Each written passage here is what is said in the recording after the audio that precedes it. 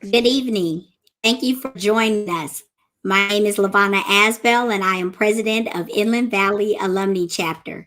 This evening is our second installment of our May Week activities, and we are on with actor and author and activist Hill Harper, along with some young gentlemen for a conversation and Q&A regarding letters to a young brother.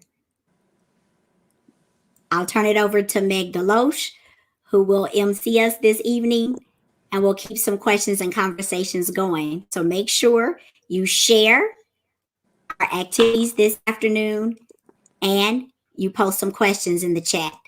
Thanks again for joining us. Thanks, Lavana. I want to start with our young guest host. I'd like for them to introduce themselves, please. Tell us, not just your names, tell us a little bit about yourselves. We'll start with you, Hanif. Okay, so hello, my name is Hanif Satterfield. I am a freshman at Entrepreneur High School. I'm 14 years old. And my plans for the future, I plan on becoming a music artist, and I also want to become a owner of a company that works towards climate change. I'm still working on that, but climate change is a problem that I really want to work towards, and really want to, once I do make a invention that can thoroughly help towards climate change, I want to make a good profit off of it. But so those are the two things that I want to focus on mainly when it comes to my career. But those are the main parts about me. Awesome. What about you, Kevin? Hello, my name is Kevin. I am currently an 8th grader at Dr. Augustine Ramirez Intermediate School. I just made high honor roll in my 8th grade class last month. For my future plans, I plan on becoming a genetic scientist and work with genes. I intend to deep dive into that study in Roosevelt High School when I graduate. Fantastic. Well, let me introduce you guys to our guest, Hill Harper.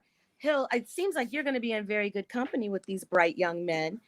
We all know that Hill is an actor and a best-selling author and also an entrepreneur. But did you know he also graduated from Brown University, magna cum laude?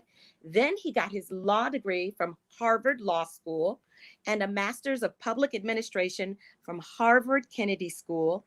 And he also has 7 honorary doctorates, which I'm still blown away by. When do you sleep, Hill? He's currently appearing on ABC's #1 television drama, The Good Doctor, and he's the host of How It Really Happened with Hill Harper on HLN, and he's also starring in his new podcast, Commas. Hill is also launching the Black Wall Street app that will offer a digital wallet for peer-to-peer payment and the ability to trade cryptocurrencies on June 1st. And I'm hoping we can squeeze some questions in about that as well.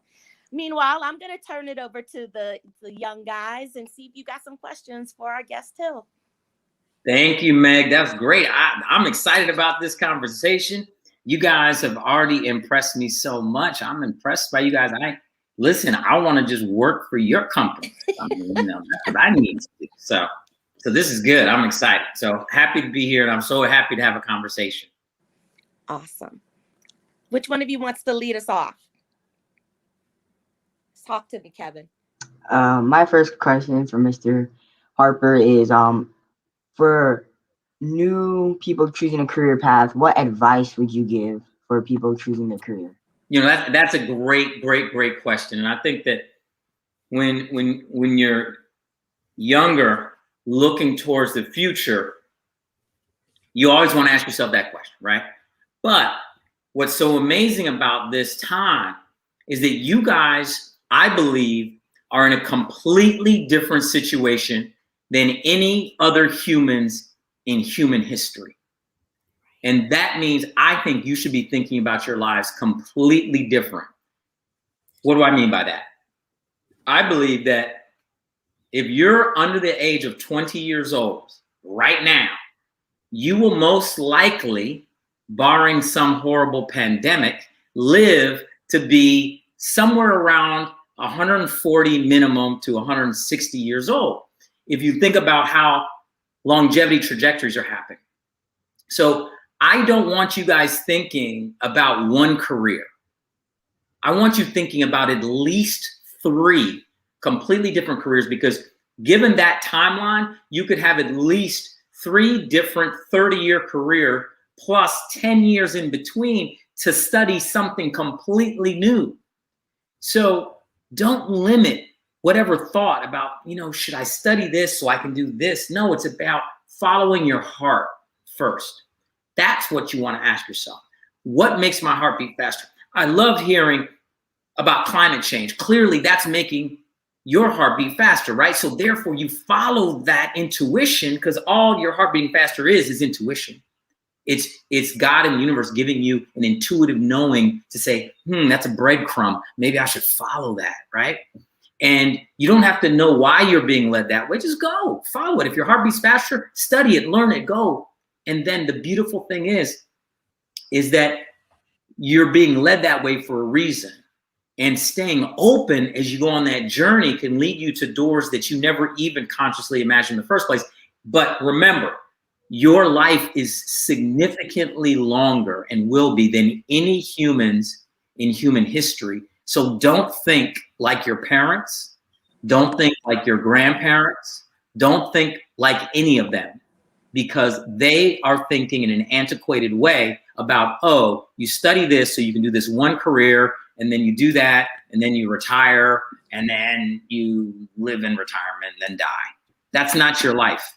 You're going to do 3, 4, 5 different things. 20 years here, 20 years there, 20 years here, 20 years here, 20 years here, and you're still not done. So just think about it that way. It's a beautiful, magnificent way to reorient your thought process. Wow. I'm jealous of them. Well, you should be. The good thing is, Meg, you've done so well in your career. You're going to be able to buy new organs and all that. You'll probably live to be 152. Well, that's good to know. I mean, when you're rich and technology evolves, you can buy the new stuff. Buy new organs. And Kevin, I speak love right up. I don't want to dominate your time with Hill. Talk to me.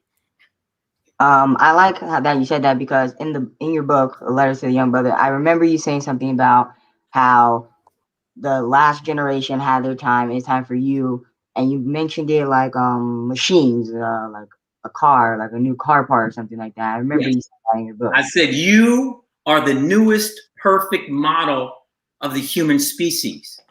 Just like the, Meg, she drives like Mercedes stuff. Just like the 1999 Mercedes, the 2017 is an upgraded model. That was a good car, and it was very good for its time. But the newest has, automatic, different types of braking systems, different types of safety. All of this stuff can almost drive itself. You guys are that version of the human species. You are the upgraded version. You're the better version. You're going to be able to do things and achieve things. You're already studying things that most people don't study when they're in 8th grade, right? You're already doing things. You're going to a school called Entrepreneur. I didn't go to a school named Entrepreneur. So this is interesting to me. You are already so far advanced as the newest perfect model of the human species. It's time to take on that mantle and the responsibility that comes with that and walk into that new future as leaders. You are our leaders. You don't have to wait for someone to anoint it. You don't have to wait for someone to give you the position. Take your leadership role now as the newest perfect model of the human species. Love that. Awesome. Love I that. do too. Great. Hanif? Mm-hmm. Well, my question is, what do you think a young man staying productive in a healthy fashion looks like? Because, my dad is big on following schedules and making sure you have goals to stick to. And personally, I feel like being productive will just come naturally, as your knowledge expands and you learn more about yourself. So like if a kid is playing video games all day and, is never doing anything else, but he starts learning he likes building things. And like after school's finished, he's like, hey, school's over. But instead of going straight to the PS4, I want to look into this book on architecture. Like, what do you think being productive in the best possible way can be? Okay, so the thing about life is that life is a journey, and you develop habits as you go. And habits oftentimes are very difficult to disrupt or break. So therefore, I think your dad is absolutely right. If you develop a habit of accomplishing things on a schedule, setting a goal, achieving that goal, moving through, whether it's your day or your week or your month or your year, and achieving things, you're developing the muscle or a habit of achievement and progress. Sure, it's easy to sit back and say, that's going to come. I'll figure it out. I'll find it. But what you're really doing is developing a habit of playing video games. That's your new habit. And that habit, just to be honest, is not necessarily that productive unless you decide that you want to be a video game designer, and that's fine too. But then you have to learn how to code and design and all that. So you have to start studying and not play the game. You have to actually learn how to make the game.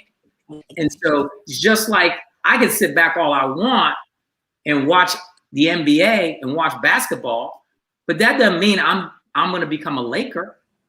You know, I'm going to have to go practice if I want to be a Laker. And in fact, I'm going to have to practice 4 or 5 hours, 10 hours a day. I'm sure you've heard of Brother Malcolm Gladwell in his book talking about 10,000 hours to master anything.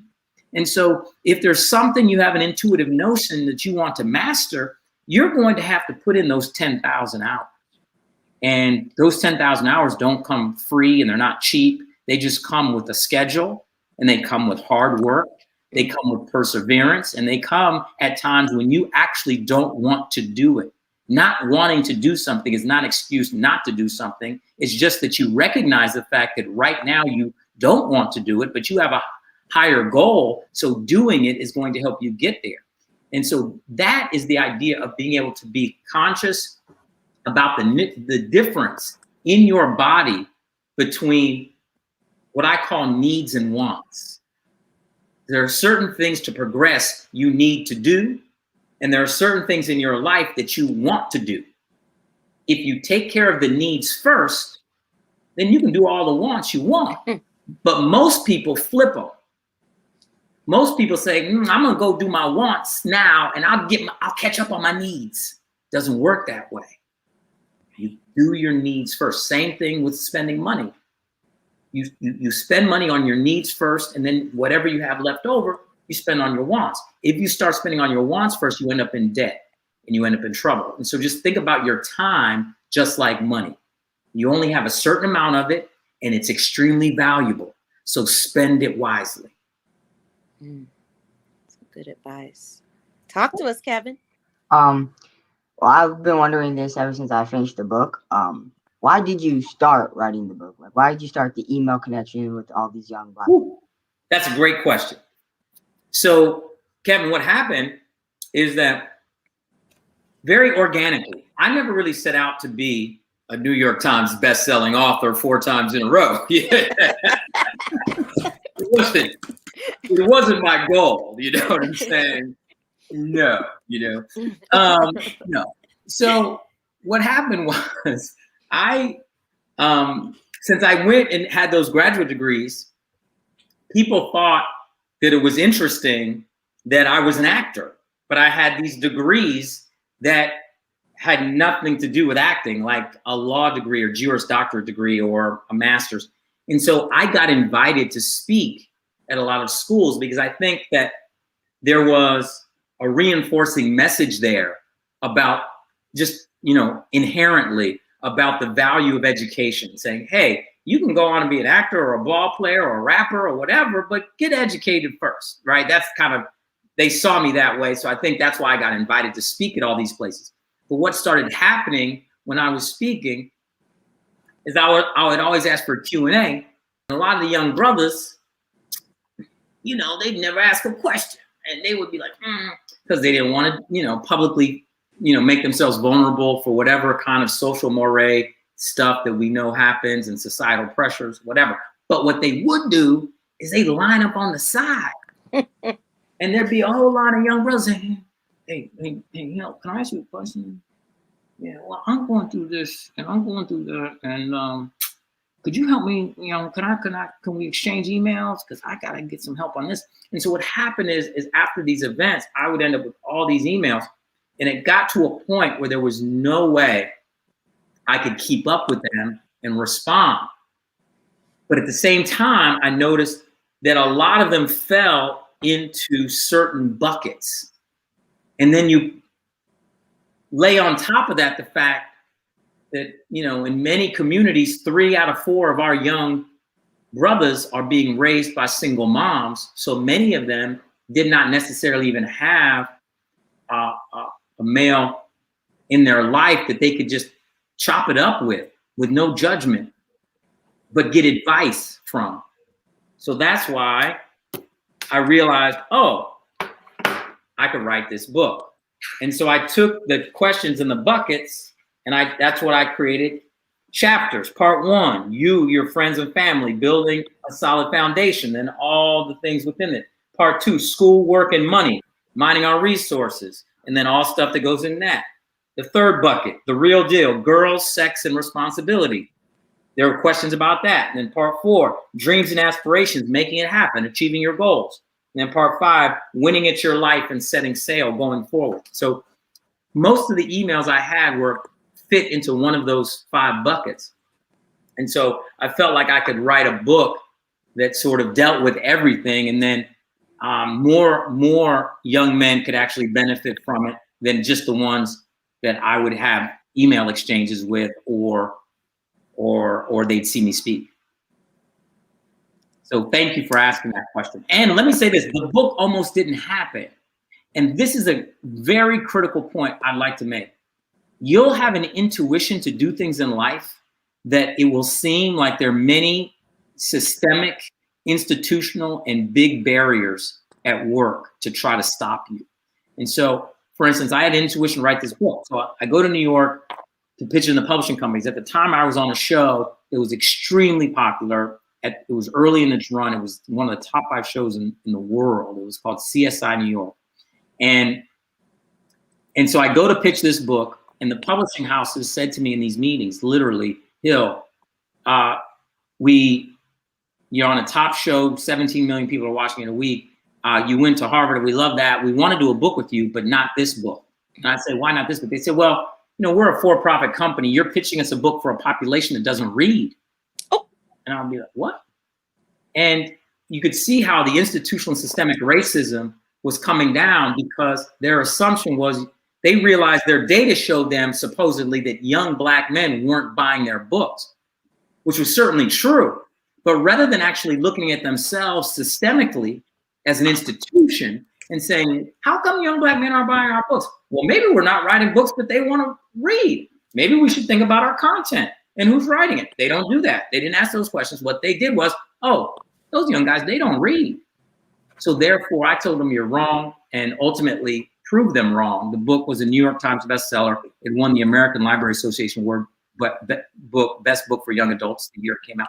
And we proved them completely wrong. But the point is that if I would have stopped with the first 5 or 7 or 10 no's based off systemic and institutional racism, then the book itself never would have happened. And it really leads me to believe and think about, sadly, how many other television shows, films, books, businesses, startups don't exist now because of systemic blocks, and the people just got frustrated with the no's, but the no's were wrong and weren't justified.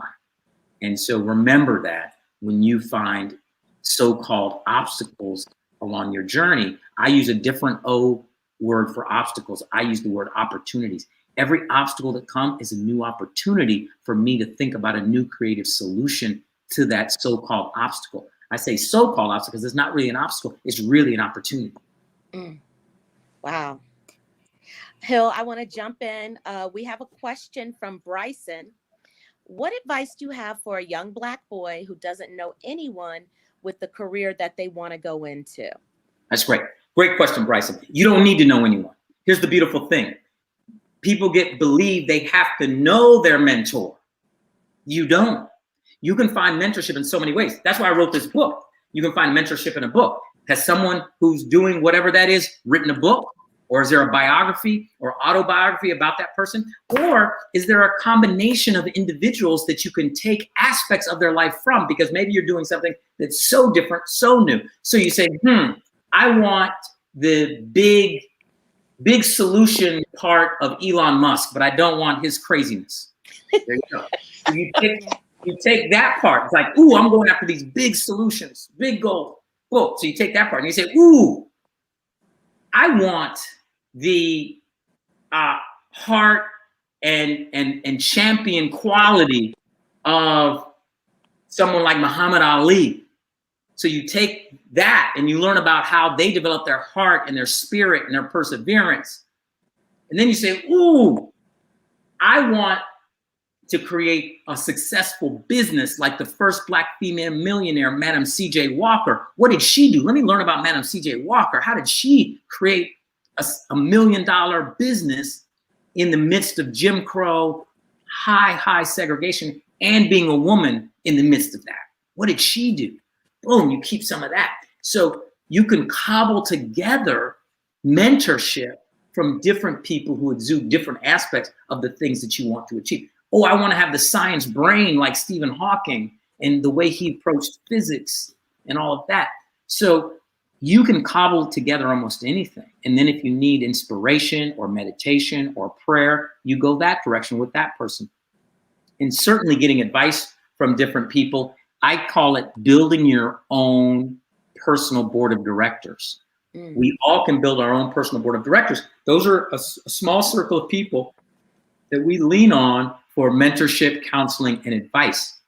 And it's very important who you choose to put on that board. You cannot, and remember what I'm about to say, do not allow anyone to sit on your board that projects fear onto you. Fear stands for false evidence appearing real.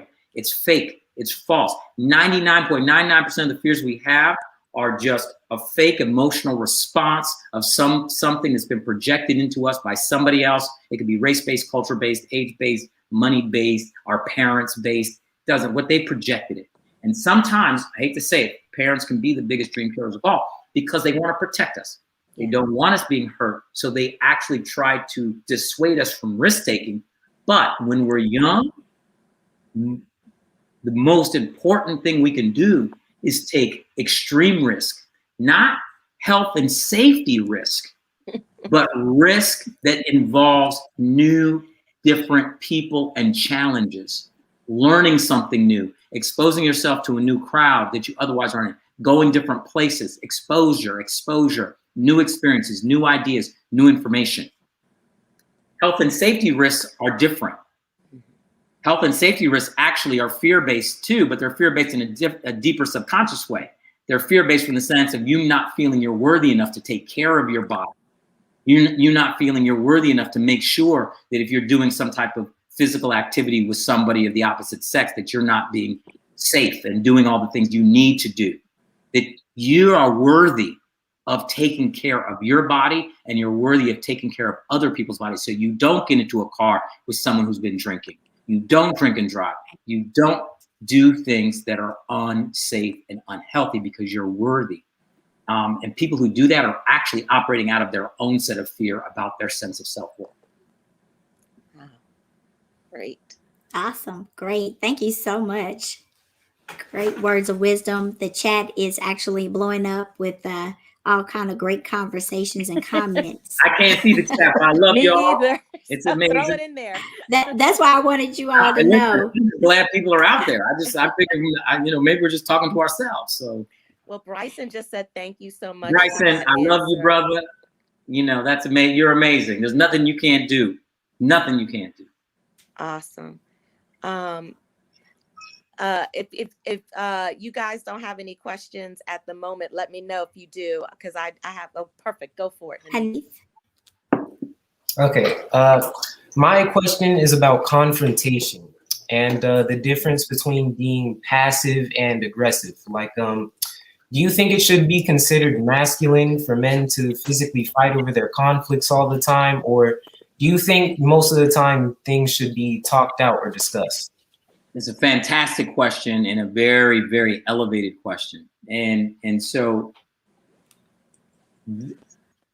the vast majority of conflict we have are projections. In other words, someone projecting something or seeing something that they don't want other people to see about themselves. So therefore, they try to make the other person wrong or conflictual. And it's our responsibility to not fall into the trap of going to that physical confrontation. It's our responsibility, and it's so hard to do, to open up your heart even more.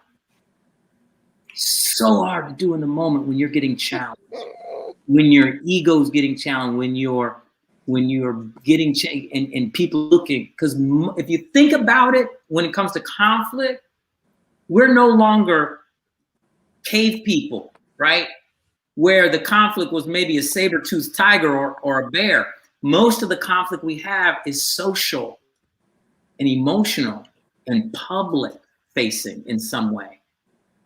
It's about other people, what they say, what they do, how other people may be seeing us or perceiving us. So it's not actual physical confrontation, but it can build to that because people are trying to use the physical to dissuade from what's the real underlying social or emotional cause. And so if you have the ability to stay conscious, to stay centered, not get caught up, the strongest place, and I don't want to use the word masculine because I think that can get us into even a different road. This is for men and women. It's not about gender or gender identity. It's about being able to stay centered and keeping your heart open. And people who can do that and be the strong are by far the strongest. Best way to think about it is think about athletes who are when they're in their genius moment. Do you see them? They're not moving all around and shaking and going crazy. They tend to be extremely still, extremely focused. Now, if they do something that results in something great, they get hyped up about it, or they're trying to hype up other people to get them excited or their energy up. That's one thing. But actually, in the midst of the actual event, there's a smoothness and a calmness and an ease. Same thing about acting. If you see actors who are all tense and they're like, oh my gosh, there's an audience and this is scary, it's not believable. They take you out of the moment. It's when people are relaxed and they're able to be present. And in the midst of conflict, your ability to stay present, to stay aware, and to open up your heart to love. And actually, whenever people bring me conflict, my goal is I actually feel sorry. I'm like, gosh, someone needs to love on you more because clearly you're experiencing some type of pain of inadequacy. For you to lash out at me like that, Right. I need to open up my heart to you because you clearly have not been loved properly. And if you can stay like that, it's a very high walk, right? That's a high spiritual walk. And I fail there all the time. So I'm not trying to say like I get that. Like, I get, my hair comes up on the back of my head and I get angry and I want to do something. But I try to notice it, be conscious of it, stay present, breathe. Sometimes just 3 deep breaths. And again, remember we were talking about habits? If you practice that, anytime you start feeling a little some kind of way, like a tingle, like a little unsettled, there's an author named, his name is Gay Henderson, something like that. He's got a book that's coming out called The Genius Zone, In Your Genius Zone. He talks about this idea that every day we have all of these opportunities to get into our genius zone, and what they are when we feel a little bit unsettled. That's just an opportunity to notice it, to breathe, and to say, what part of my genius is trying to come out now? So every time someone's conflicted with you, ask yourself the question, what part of my genius is this conflict trying to bring out of me?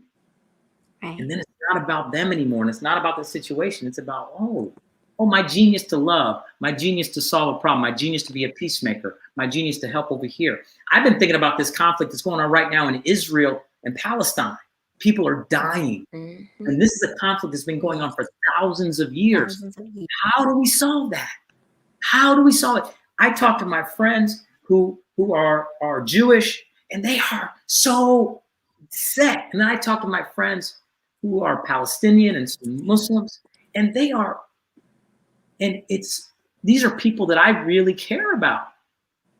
And you start to see, whoa, there's something deep and hurt here. How do we get through that? And you know, it's going to take a lot of genius in that area and all the time. So it's just practice and a habit. I want to throw in, Hill, because I looked it up when you brought it up. The book is The Genius Zone by Gay Hendricks. For anybody who's interested, looks like they have it on Amazon and I'm sure other places.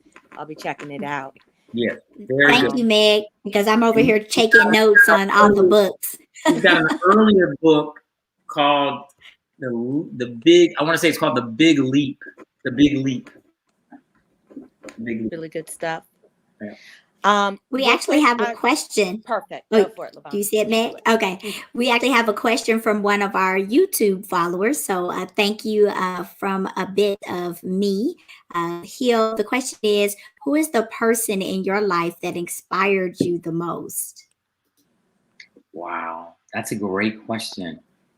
So my first name Hill comes from my grandfather on my mother's side of the family. His name was Harold Hill. And my last name Harper comes from my grandfather on my father's side of the family. His name was Harry Harper. And I would say it was those two men. My grandfather on my father's side, Harry Harper, died when I was 10 years old, but he lived in a small town in Fort Madison, Iowa.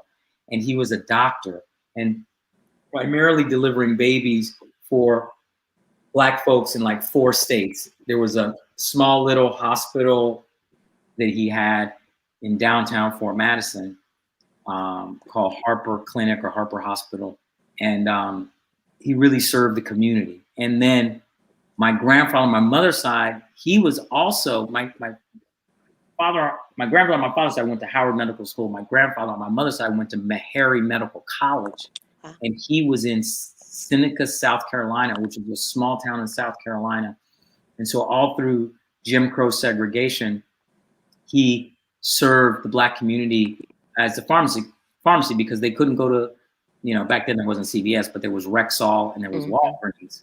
But they couldn't go to Rexall, they couldn't go to Walgreens, so they went to Piedmont Pharmacy. And so to me, the legacy of those men and what they created for my family is what inspires me, because I just am trying to live up to their shoestrings because they were so great. And I feel like, I'm not getting to what I'm not even touching the hem of their garment, so to speak. So I'm just doing the best I can to try to carry on their legacy of greatness. And particularly since I have their names, I feel like that responsibility is because clearly my brother's not doing it. He's a mess up. And so the responsibility is on me. So, what am I going to do? I mean, dang. So silly. We have another question coming in from Nathaniel, age 15. And the question is, how do you determine someone's true intentions? Phenomenal question. This is it. It's a simple thing, but it's not easy. And remember, oftentimes in life, we unfortunately conflate simple and easy. Okay? Most things in life that are worth it aren't easy, but they're simple. Okay? And things that seem easy may not be the best thing for you. So here's the deal. Right. This is the way you determine. Very simple, but not easy. You analyze whether they ask you questions. If you have people in your life, and I'll give you an example, that say, hey dog, man, we need to go get some pizza. Hey man, we need to go over here and talk to this girl. Oh man, hey, we need to do this. We need to do that. Let's go get in the car. Let's do this. Blah, blah, blah, blah, blah, blah, blah, blah. That is someone who you do not need in your life. And that's someone who does not have your best intentions in mind. But someone who says, hey, what do you want for dinner tonight? Hey, how are you doing in school? Are you okay? Hey, is there something I could do to help you out with? Hey, how's your heart? How's your spirit? Hey, is there somebody you like? You want to go talk to them? You know, hey, can I help you out? Hey, can I help you clean the garage? You know, people who are asking questions, then you know they have your best intentions because they aren't trying to project their desires on you. They're asking you questions about how they can help you fulfill yours. And that's how you determine intentionality. I've hung out with many, many, many people who I just sit back and they never ask me anything. They're always either telling me what I need to do or telling me what I need to do for them. And rather than asking me, how can they help me either think through something or work through something, or what am I trying to accomplish? And is there a role for them? You know, that's how you determine the difference. And you don't always notice it first because it's not like, you know, maybe somebody really wants some fried chicken. They're like, yo, let's go get some fried chicken. That's okay, right? It's really about what happens over time. It's over time. If you start seeing them projecting onto you over time, they don't care about you or what ultimately you want. And their intention is to just do whatever they want. Great question. Thank you so much for those questions. We've got another YouTuber who came in with a question. Lily Marie 3 wants to know, says, hi, my name is Isaiah and I'm 14 years old. And I was wondering what helps you cope with what's going on in the world other than hobbies? You know, I love nature. So if I'm feeling a little like, sometimes I notice that the world's moving a little too fast for me. Sometimes I'm feeling a little like there's too many things I need to do, too many emails I haven't returned or even read, too many phone calls, too many this, too many that, or maybe there's negative things happening in the world, too many Black men dying at the hands of the police. You know, all of these things, if I feel a little bit like, ooh, too many things are swimming in my head, I'm not able to calm my mind and slow my body down and slow my mind down and stay present. Even if I take a deep breath, it still comes back. I get to nature. I love water, you know, so if I'm near, like you guys are in LA, I think, you know, most of you. So, you know, just drive that, 20 minutes to the beach or 30 minutes and get out and hear those waves, stick your feet in the water, go to a place where there's a lake or a hike, you know, those types of things. For me, that slows the world down. Sometimes I'll even reach down and touch dirt and feel the dirt in my hands. It reminds me that that's all we come from. Ash to ashes, dust to dust. That's how we started and that's where we're going. So we don't have to take anything that grandiose.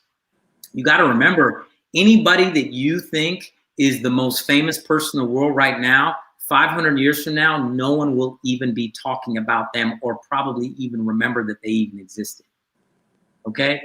Can you tell me who the most famous person was and what they did? You know, no. So it doesn't matter. None of this stuff really matters fundamentally. And being able to remind yourself of that, I do that through communing with nature. What matters is that tree that's been around for 600 years. And if I can touch it for a second, be like, whoa, what wisdom does the tree have? What wisdom does the water have? What wisdom does the dirt have? Then I can ground myself and feel more rooted.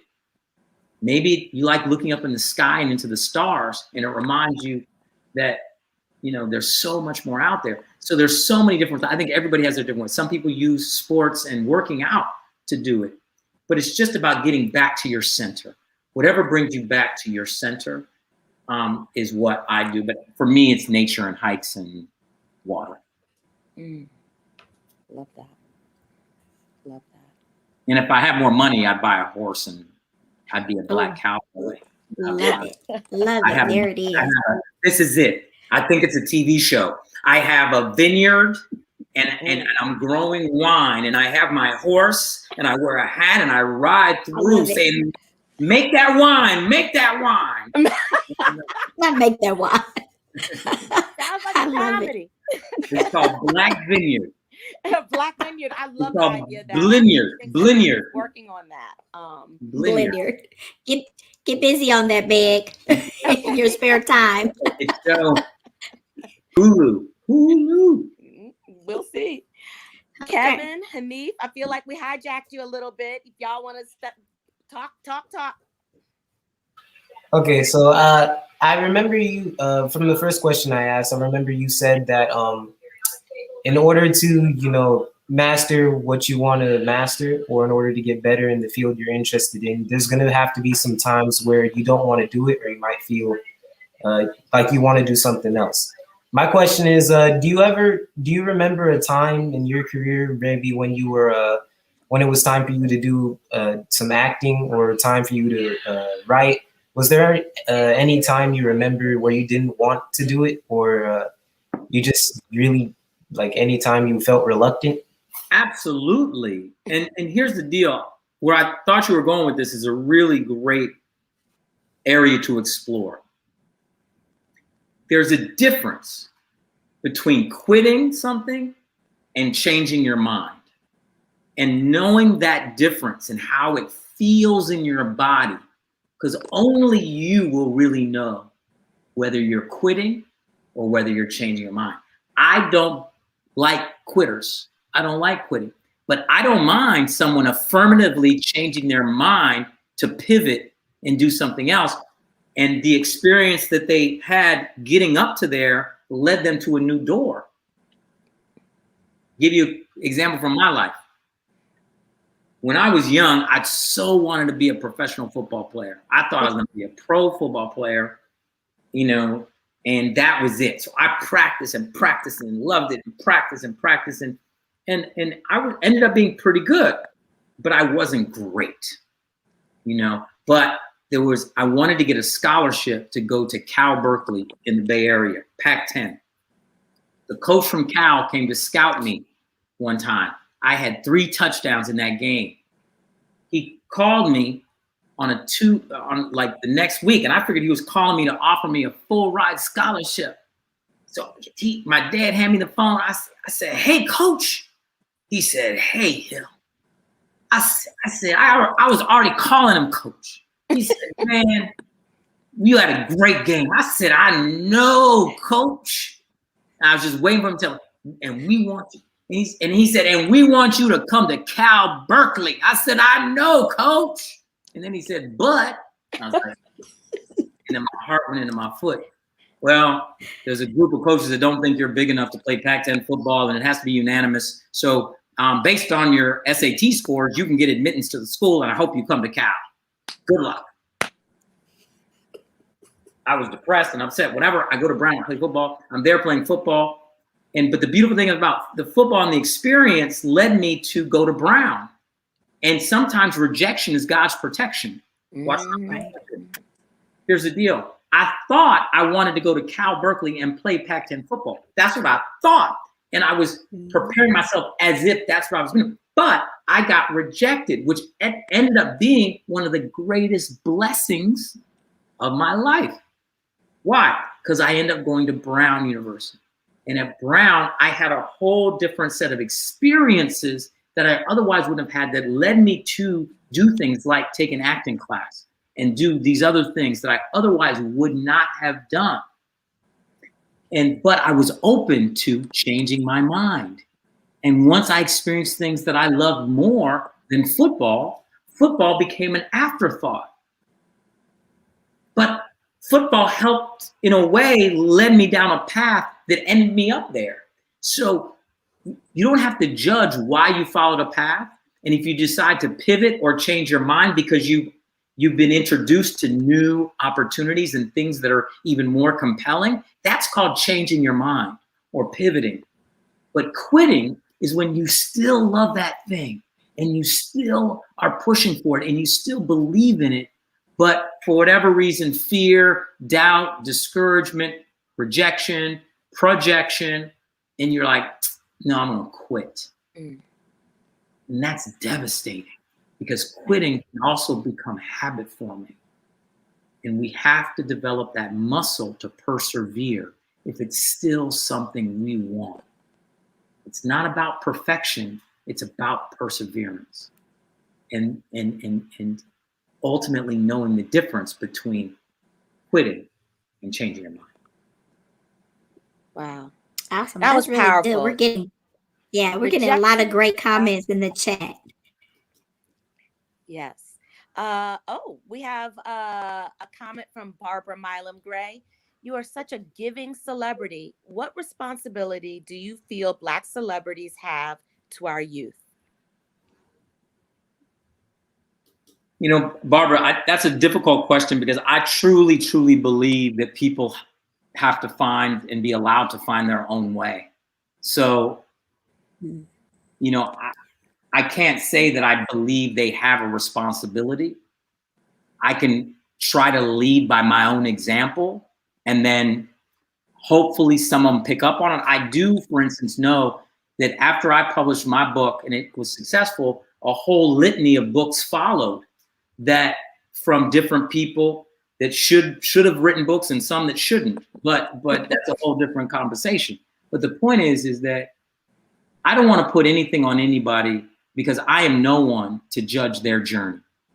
And I am no one to say that you have a responsibility for this, that, or the other. I can just say, I know I have a responsibility. I know that I walk in gratitude all the time because I have been so blessed and so fortunate that with my blessing, the responsibility is on me, and I continuously feel like I do not live up to it. I don't live up to my blessing, and I try to do my best, and I'm trying to make up for it on a daily basis, and I'm trying to be a better human. But that doesn't then allow me to say that others have. Do I wish they would do more? Sure. Do I wish they would not just give lip service to actually helping people? Sure. But I'm not going to say that they have a responsibility because I don't walk in their shoes. Mm-hmm. They didn't have my grandparents, so I feel sorry for them. Mm-hmm. You know. Great. Yeah. Thank you, Hill. We actually have another question from a Facebook viewer. Darla Bryant asks, what would you say about those who seem to pivot quite a bit? You know, I don't have a problem with that if it's honest pivoting. And that's the difference. Because remember, particularly if you're young, there's a long runway. You have 150-year runway. So it's okay. But that also can flip back on and say, hey, you got more time to actually devote and stay in something even longer because you got plenty of time on the backside. So all that's to say is if pivoting a lot becomes a habit, that means they're either not able to discern what is meaningful and what their needs are versus wants and what actually is making their heartbeat faster, or it's literally someone who their attention isn't held by much. And that's okay. I don't want to beat that out of somebody. For instance, there are a lot of students who don't do well in the sit down and shut up style schools. Be quiet, sit there. No. But they flourish in schools where you're constantly doing this activity. And then you go with this group and you go over here and you go over here and do this and do this. And so we all have different styles and proclivities. The difference is, again, it kind of goes back to what we were talking about with conflict. Are you able to identify, or quitting versus changing your mind, identify, are you doing something for the affirmative? In other words, for the better of yourself and others around you, the world, your environment, and that pivot is actually for the better? Or is that pivot actually out of fear and your inability to actually focus? So therefore, you keep sort of, rather than actually, my old acting coach used to have this analogy to say he would rather have a really interesting, complex soup every day for a month where he's trying to taste the different flavors of it and trying to identify different tastes and textures than to have a different flavored bland soup every day. And so it's really about the depth of the texture. So if you're going deep into something and you're feeling it and experiencing it, and then you're like, not quite right. And then you pivot to something else and you actually go deep in it again, that's okay. But if you're just kind of sticking your toe in it and no. So it's identifying the difference between that. Definitely. Kevin, did you have another question? Come on, Kevin. Nope. Well, let me slip one of mine in really quick. And it's simply that I've only recently been introduced to cryptocurrency, and you've got this wallet coming out. I would love for you to, one, in very layman's terms, talk about what cryptocurrency is, and then what you're doing with the wallet. Okay. So first of all, the wallet that I'm launching, it's actually it's a tech platform called the Black Wall Street Digital Wallet, which is, right now the website's called theblackwallstreet.com. You can go to it, theblackwallstreet.com, and put your email address in, and we'll send you some information. And I'm also going to gift you Satoshis. Hold on, you guys. I think I need to plug my computer in, or is it going No worries. to die? So yeah, I just got a signal that said it's going to die in a couple seconds. So I'm going to gift you guys some Satoshis. So please do that. I'll just put them in your wallet. Now, a Satoshi is a fractal share of a Bitcoin. And I want as many Black folk to own as many Satoshis as possible. Why? Okay, so now we'll talk about crypto real quick. There are different points in history that there are large and catastrophic transfers of wealth. We exist right now in a negative racial wealth gap, where in 1863, when the Emancipation Proclamation was signed and we came out of slavery, Black people in America held a little less than 1% of American wealth. Today, May 2021, Black people in America hold a little less than 1% of American wealth. That has not changed. There is a massive 10 to 14x difference in Black family wealth to white family wealth. If we are going to deal with this racial wealth gap, there's a study that came out recently that said that Black families are headed to zero wealth by between 2043 and 2053 if the trend continues. I can't let that happen on my watch. So 10 years ago, I wrote this book called The Wealth Cure, which is about how do we cure the wealth gap. Problem was, when I wrote this book, was the technology wasn't where it needed to be to make this, to bring down the barriers to entry, to create scale change. The technology is here now. That's why I'm so excited, because we're moving out of fiat currency, which is paper money, into digital currency, which is going to be a digital wallet on your phone. In other words, you know how today people still wear watches, but they're accessories, and they actually use this to tell time? The same thing is going to happen with your purse and your wallet. You'll still have your Meg, don't worry, you'll still have your Chanel purse. Thank you. Don't worry Thank about you. that. Can never let that go. But it will be an accessory. In other words, you will not use what's in it to pay for goods and services. You will use the wallet, the electronic wallet that is in your phone, to pay for goods and services in the future. And you'll use that to either use dollars, digital dollars that exist here, or cryptocurrency. And you'll probably use a combination of both. And so this is a critical time for us as a people. We need to do two things. One, actually own the tech companies that provide the wallet. And two, make sure we're early adopters into cryptocurrency, because it's an ascending value asset class if you do it properly.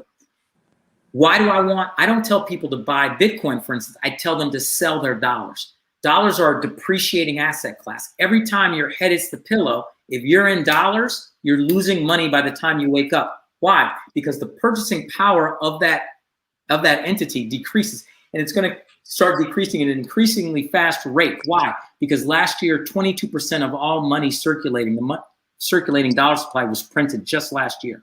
So you have this massive influx of dollars that with each dollar that's printed, they become less valuable with their purchasing power.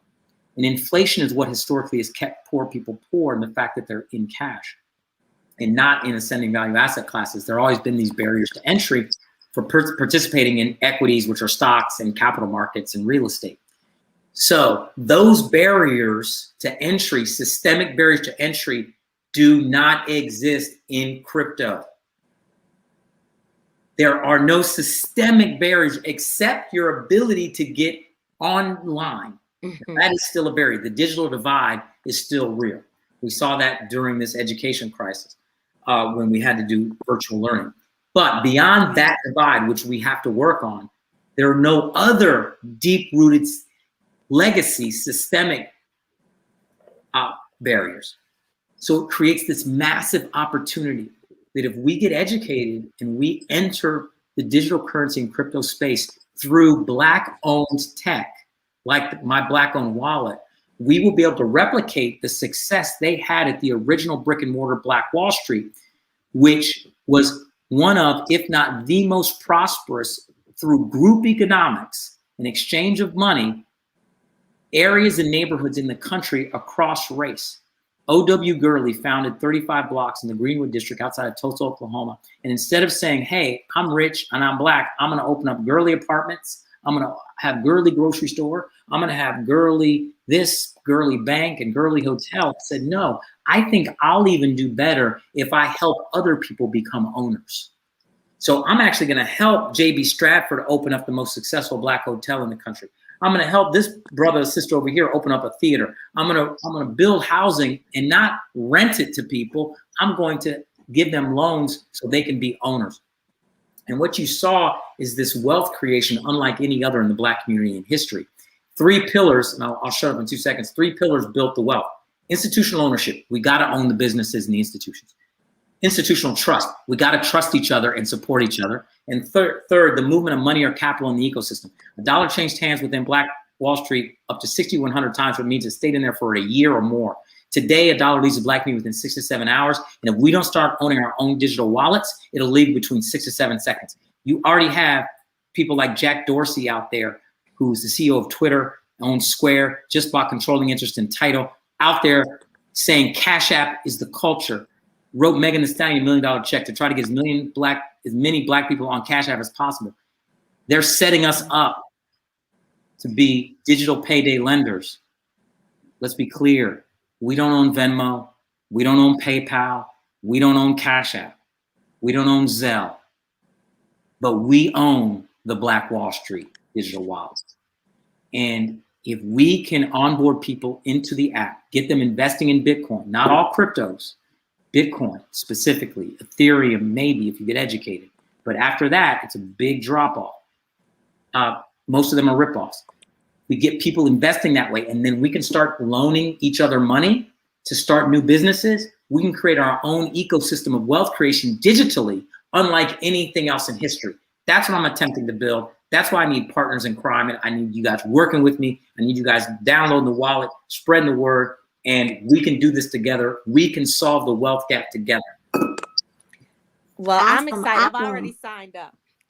I was going to say, I definitely follow the Black Billionaires Club, and I follow you on Clubhouse. So I also want to say, you mentioned your partners. We had yesterday on Naja Roberts, your your actual partner in the Black My Wall co-founder Street. in the Black Wall That's Street. right. Exactly. That's right. So she was on with us yesterday during our Recycling Black Dollars segment. Actually, on Monday, excuse me, during our Recycling Black Dollars segment, and did share an interview with us. So hopefully that's still available on StreamYard and our Facebook, as well as our YouTube channel, and they can check that out. So She's amazing. I'm so lucky to have her as a partner. And you guys, this isn't our company. This is a movement, right? The idea of creating this is so we can create all these other successful companies and create opportunity in an ecosystem. That's what it is. And that's why it's really difficult to explain to people that the way we win is doing it together and supporting each other. That's how we win. That's how we will win. Everything is becoming decentralized. Entertainment is becoming decentralized. Meg is at a point in her career where if we just had our own ecosystem, she could create the exact show she wants.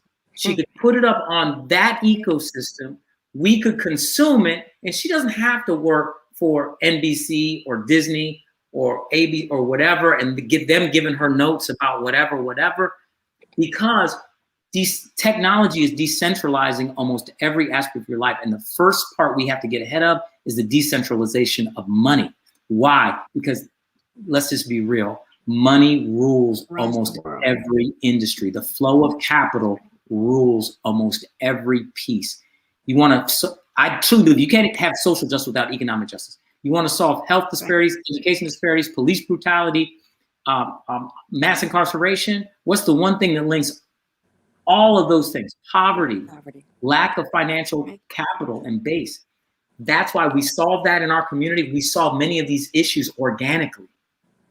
Absolutely. Exactly. And actually, Hill Inland Valley Alumni Chapter, our social action committee has written a resolution that they will bring to our national headquarters, Delta Sigma Theta Sorority Incorporated, there in Washington, D.C., that covers just that, poverty, homelessness, lack of education, and all drawing it back to systemic racism and declaring that obviously a public health crisis. So, well, as a proud member of Alpha Phi Alpha Fraternity Incorporated, I'm hoping that I can get the Divine Nine to allow some type of blasts to go out about the Black Wall Street digital wallet, allow conversation to happen, allow us, Masaja, to consult different chapters about creating chapter wallets, about having chapters, because at the end of the day, if we can get chapters and the national as well as churches to start putting money into ascending value asset classes, in the future, you won't even need to raise, because the actual value of the Bitcoin and the other ascending value assets, the Ethereum, etc., will increase to the point where it will just be sitting in a wallet, but then the chapter could take a loan against that asset, keep holding the asset, keep that as operating capital. Where we want to get to as individuals, as families, and as institutions. Definitely. I actually heard you speak on Clubhouse about that just earlier in the week. So I will say that Inland Valley Alumni Chapter would love to partner with you to bring that forward. We definitely have a presence in the Inland Empire's National Panhellenic Council, as well as obviously with our own national organization. That would be amazing. Would love that. Would love that.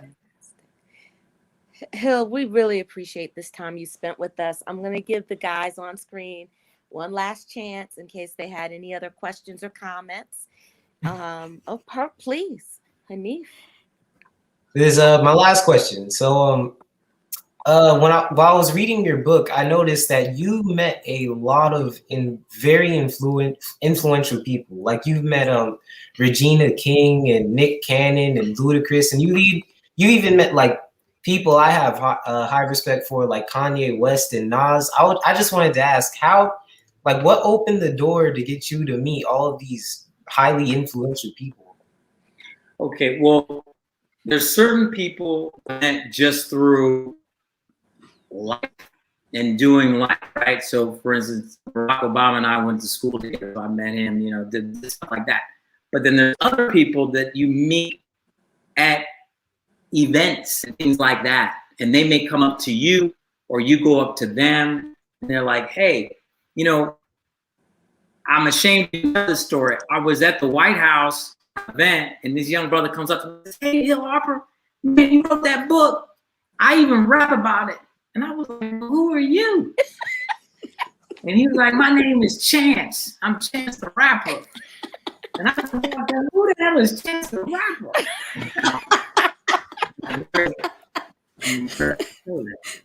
And I think he was upset. And it was a troubling situation because, you know, I don't think he talks to me anymore. But point being, you meet people through your travels in the places you are. And it's up to you, honestly, to go up to them and speak, even though you may feel there's so many people I went up to talk to that maybe didn't even treat me that well or blew me off, but that's okay. I'll keep going up to the next person, and it's just the way it is. I mean, I was out one night and Rihanna was there, and my intuition was she and I were supposed to date, and so you know, I went up and said, hey, Riri, what's up? She was like, security. That's okay. She called security on you. I love it. No, my friend introduces it. I'm joking. But point being, we're all just human. So all those people you named are wonderful individuals in their own way. But you know, I actually met Nas. He came over to have dinner at my house one night because his wife at the time, her name was Khalees, and she was a really good cook. She was like, Hill, I'm gonna make dinner and I'm gonna bring my husband. I was like, great. I'd love to have dinner with Nas and you. And I'd love, you know, and so she made a delicious white bean chili. And we just sat there and chopped it up. And so you never know who and how you'll meet people, but at the end of the day, they're just people. And they're flawed just like you and me. And the best thing is to talk to them, to open your heart, have a conversation with them, and make connections. That's all we really have in this world, right? Is the ability to love, support, and connect with people. Because everything else doesn't really matter. Right?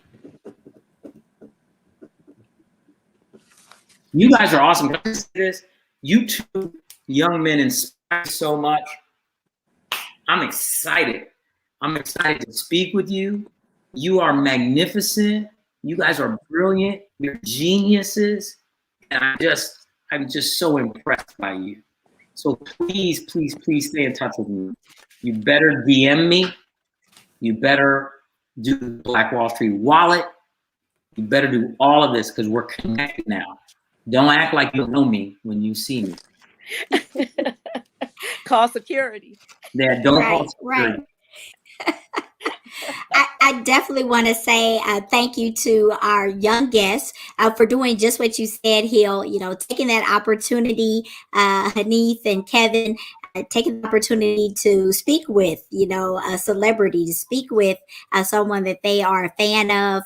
I know that our Embody, which is our mentoring program for young boys with Delta Sigma Theta Sorority Incorporated, they are reading Letters for a Young Brother this season for IVAC. And so that started some of this reaching out. And thank you, Meg, for making a connection for us. But I definitely want to applaud the two gentlemen for coming on and representing young gentlemen and asking some questions and getting the conversation going. So thank you, Hanif, and thank you, Kevin. I appreciate you and your time this evening. Thank you, honey. Thank you, Kevin. Thank you, Meg, for having everybody. We appreciate it. Just so appreciate you, Hill. We're getting so many comments. Like, I don't know if you're seeing them popping up, but I think everybody really appreciated the conversation and the realness. I really do. So thank you. Absolutely. Yes. Thank you. Thank you so much. And again, we really look forward to working with you in the future on some of the projects that you mentioned, Hill. Absolutely. We will stay in touch on that. I really appreciate it. Okay. Thanks, All right. guys. Bye, everybody. Be Bye. safe. Thank you.